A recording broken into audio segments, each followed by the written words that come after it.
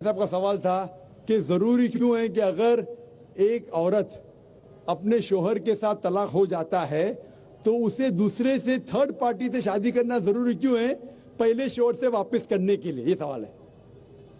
सवाल अभी दोहरा है, जवाब दे रहा हूं मैं।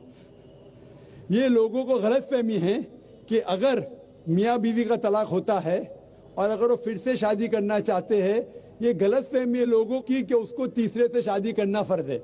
कुरान में साफ तौर पे लिखा हुआ है सूरह बकरा में सूरा नंबर 2 आयत नंबर 228 से लेके 242 तक तलाक के पूरा डिटेल दिए गए, किस तरीके से तलाक दिया जाता है। पहले मैंने कहा था कि आपस में समझौता होना चाहिए, नहीं होता है तो गेट एन आर्बिट्रर, एक बड़े को बुलाओ, शोहर की तरफ से बीवी की तरफ से समझौता करो। नहीं होता है तो तलाक बोलने के बाद इद्दत के 3 माह है।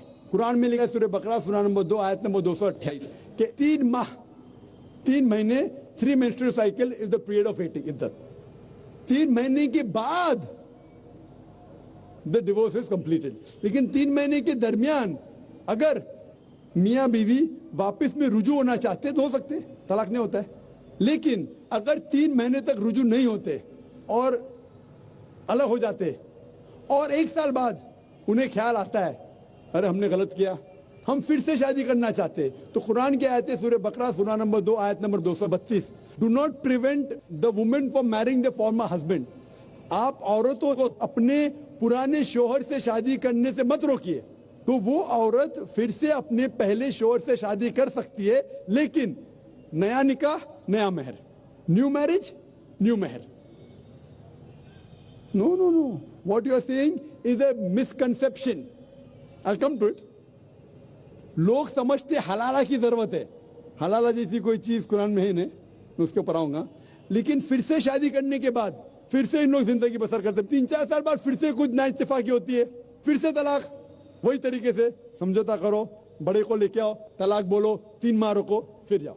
फिर से 2 साल बाद याद आता है नए वापिस से रहेंगे, फिर से शादी कर सकते, फिर निकाह, फिर मेहर, फिर से झगड़ा होता है। फिर तीसरी बार अगर तलाक होता है तो अल्लाह ताला फरमाते सूरह बकरा सूरा नंबर 2 आयत नंबर 230 में कहते कि तीसरी बार अगर तलाक देंगे तो फाइनल। इसके बाद आप फिर से मियाँ बीवी ने, जब तक आप थर्ड को नहीं मैरी करें। इसमें क्यों? ये शादी ब्याह गुड्डा गुड्डी का खेल थोड़ी है। बचपन में गुड्डा गुड्डी का खेल में शादी करो फिर से तलाक दो, एक दिन में 10 बार शादी कर सकते, बराबर ना। ये जिंदगी गुड्डा गुड्डी का खेल थोड़ी है। 3 महीने लगता है तलाक के लिए, इतना टाइम लगता है। प्राइवेट मीटिंग, फिर बड़े लोग से मीटिंग, फिर 3 माह, फिर जुड़ो प्यार से, एक दूसरे पे कीचड़ मत उछालो, फिर शादी करो। मैंने मेरी जिंदगी में किसको भी नहीं देखा जो सही तरीके से तीसरी बार तलाक हुआ, मैं देखा नहीं तक के। 1 बार हुआ देखा होगा, 2 बार, तीसरी बार तो देखा ही नहीं मैं। ये अगर आप गुड्डा गुड्डी का खेल करते तो फिर 1 बार आपने रिजेक्ट किया, 2 बार रिजेक्ट किया, 3rd बार फाइनल, फिर आप दूसरे से शादी करो। आप प्लान नहीं कर सकते, आप दूसरे से शादी करो और रो। और फिर पता लगा आपको मैं पहले शोहर से नाराज थी, सिर्फ दिन में 6 घंटा देते थे, ये नया शोहर तो 2 घंटा देता है, तो पहला वाला अच्छा। लो दाल आटे का भाव मालूम पड़ेगा।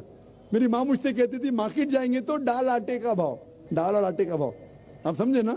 तो हो सकता है क्या, मालूम पड़ा मैं मेरे शोहर से झगड़ा करती थी, वो बीवी कहेंगी, मालूम पड़ेगा नया शोहर तो पुराने वाले से बदतर है, आप समझ रहे ना। और फिर अगर नए वाले से डिवोर्स हुआ, सेम तरीका, आपस में समझौता, प्लानिंग नहीं। अगर प्लानिंग करेंगे कि एक रात तुम्हारे साथ सोऊंगा और फिर तलाक देना, ये हराम है, आप समझ रहे ना। ये कुछ लोग करते हैं, मैं जानता हूं मुस्लिम माशरे में, वो हराम करते। प्लानिंग करना, तुम्हारा शोहर बनूंगा, एक रात बाद तलाक दूंगा, फिर तुम शोहर शादी करना, ये हराम है। कुछ लोग करते हैं, गलत करते, कुरान में ऐसा नहीं लिखते। तो अगर तीसरी बार तलाक के बाद या पहली तलाक के बाद भी, पहले बार तलाक दिए, दूसरे से शादी किए, फिर पता लगा सही नहीं, तो वापिस जा सकते, आप समझे ना। तो ये जो है जरूरी है थर्ड पार्टी के पास जाना, अगर 3 बार सही तरीके से तलाक हो तो इस्लाम में इतनी छूट है माशाअल्लाह, और इतना सही मजहब है, it's the most practical way of life. Hope that answers the question.